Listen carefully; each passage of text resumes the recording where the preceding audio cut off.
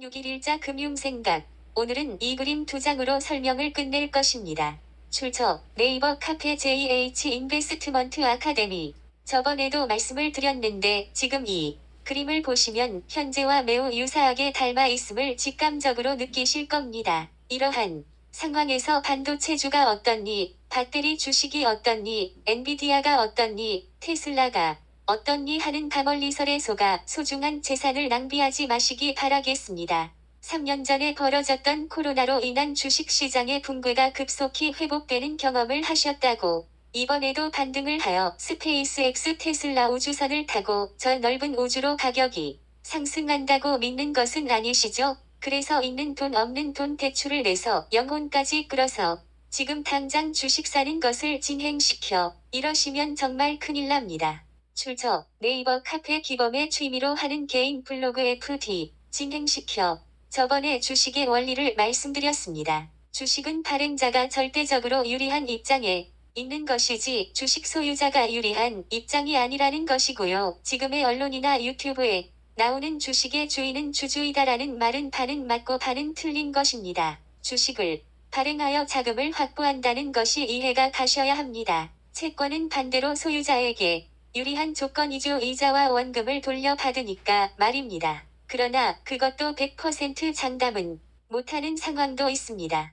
이번 부채한도 협상의 결과는 미리 말씀드렸듯이 타결이 되었지만 문제는 이제부터라고 보시면 될 것입니다. 전 세계 각국의 중앙은행들은 국채를 발행하고 시중에 있는 현금을 가져옵니다. 미국도 마찬가지고요. 반대로 시중에 있는 국채를 가져오고 현금을 주는 것이 양적 완화이고요. 그럼 이번에 6월 미국 연준에서 금리를 인상하지 않고 동결한 이유는 이러한 국채한도 협상이 타결되면 국채를 발행해야 하고, 국채를 발행한다는 것은 시중에 있는 자금을 국채로 바꾼다는 의미가 되는 것이고, 시중에 자금을 줄인다는 의미는 곧 금리 인상이라는 결과와 같아지기 때문에 이번 6월에는 지켜 본다는 스탠스를 취했다고 봅니다. 그리고 연준의 의원들이 찍는 점투표에 보면 6% 금리를 지향한다고 하니 금리 인하의 피봇은 아니라는 것입니다.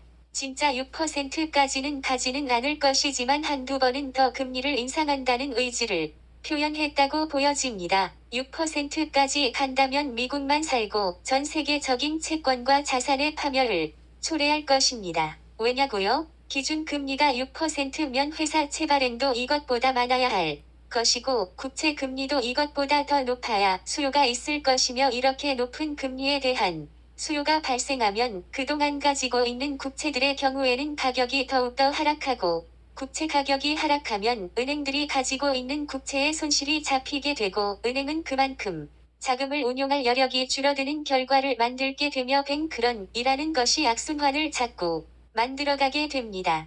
물론 대주주가 주식회사의 소유를 가지고 있는 것이 맞고요. 우리 같은 일반 소액주주들의 권리는 아무것도 아닌 것을 아셔야 합니다. 그리고 이번 3월 6월 반등에서 미국의 주식회사 대주주들은 주식을 많이 처분했다고 합니다.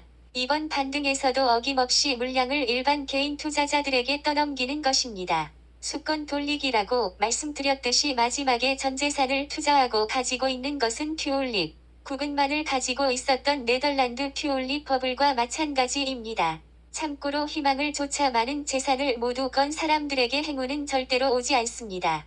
철저하게 준비하고 주식을 만들어 파는 놈들에게만 행운이 오는 것입니다. 학교 다닐 때 공부도 때가 있는 것이고, 평생 공부도 잘못하면 평생 노예 공부만 하고 일생을 저승으로 넘어갈 수도 있습니다.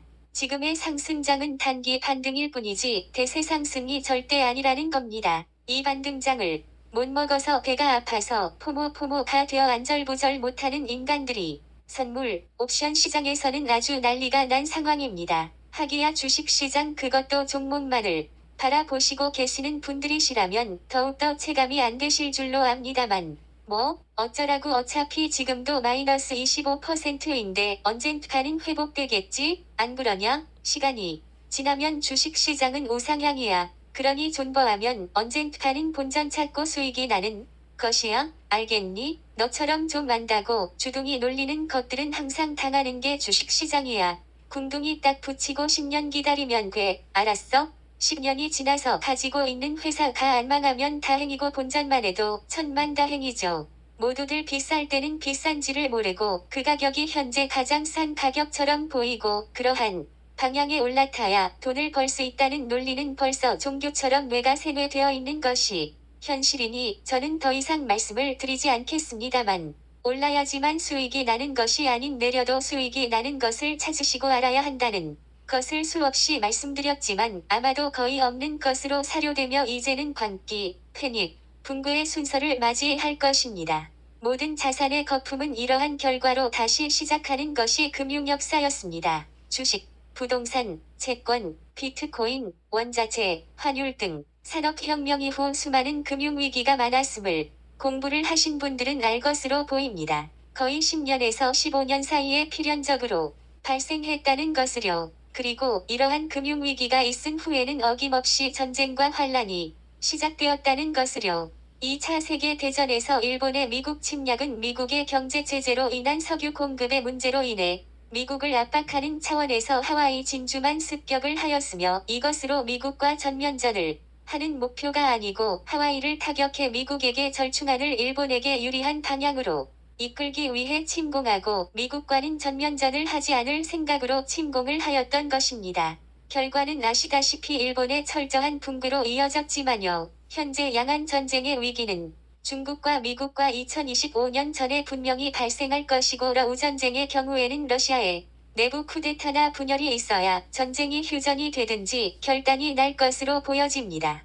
그리고 이번 금융위기로 인해 유로존도 잘못하면 붕괴의 수순으로 갈 수 있을 것으로 보여집니다. 중국의 경우에는 시진핑 공산 정권의 내수 발전을 위한다는 100년 전에나 있을 쇄국 정책으로 인해 현재도 내부적으로 붕괴가 되어야 할 실정인데 금리 인하로 대체하고 버티고 있는 실정이나 얼마나 버틸지 걱정스럽기만 합니다. 제가 미래학자는 아니니 그만 각설하고요. 좋은 구절이 있는 소설책을 인용하면서 글을 마치겠습니다. 일본 소설 범죄자 학원 P261 컨너서 기업 경영진은 이제 시장 경제라는 세계에 속한 기업이라는 국가에 살고 있어.